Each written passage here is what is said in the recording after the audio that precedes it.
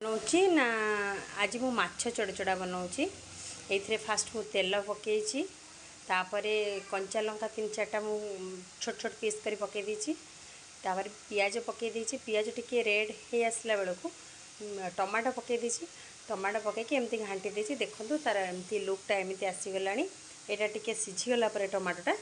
तापर आमे माछ पकईकि एथरे माछ चड़चड़ा करबा एथरे रसुण जमा भी पड़ीनी कहीं यहाँ खाली पियाज आ टमाटर रेसिपीटा देखो एमती कलर आसीज तापर टमाटो टिके सिझीगला टमाटो टिके सिझीगला मुझे माछ पकेबी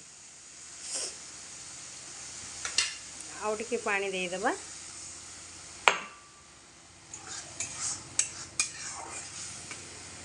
इधर टिके पानी ऐड करके टिके सिझीबा पई टमाटो को मु छाड़ी दउची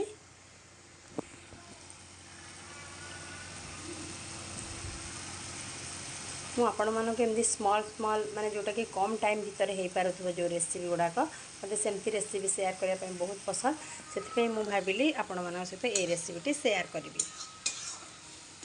देखो मु जमा भी स्किप करूनी आपण को पूरा देखौची हे देखो फाइनली बिलाती पूरा सिझी आसिलानी टिके ये देखो पूरा एमती सिझी आसलानी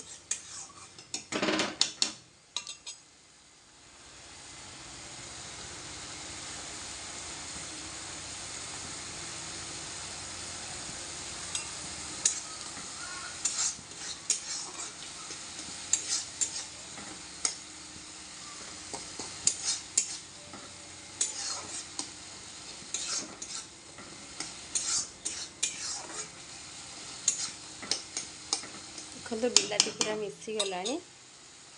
तेल भी टिके छाड़ी आसला देखो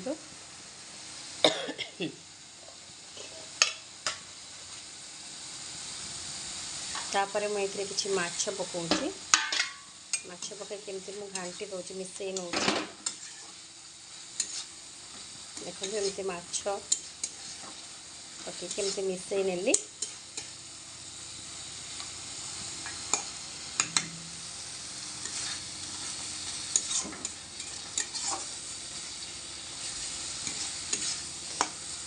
टे पानी मरी सुखिला हो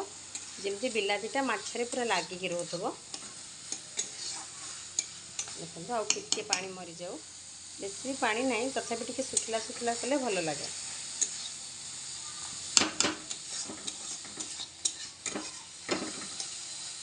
पूरा कम टाइम भीतर रेसिपीटा पूरा बहुत कम टाइम भीतर हो जाए 3 to 5 मिनिट्स भीतर यहाँ हो रेडी पूरा रेसिपीटी देखो पूरा पानी मरीगला ये देखो मुझे आपको देखा पूरा सुखीगला तेल भी पूरा छाड़ी जा देखो एबे रेडी हो गला माछ चड़चड़ी देखो तार फाइनल लुकटा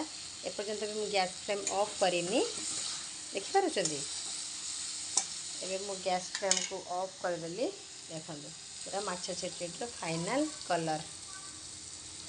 बहुत मस्त ही देखा जाउछि जेमेती खाइबा को भी बहुत सुंदर यदि आपन को मोर वीडियोटी पसंद होइतिबो निहाती आपण लाइक करिवे आ मो चैनल को सब्सक्राइब करिवे आ कमेंट माध्यम रे कहिबे केमिति लागिला थरे हेले भी ट्राई करिवे थैंक यू।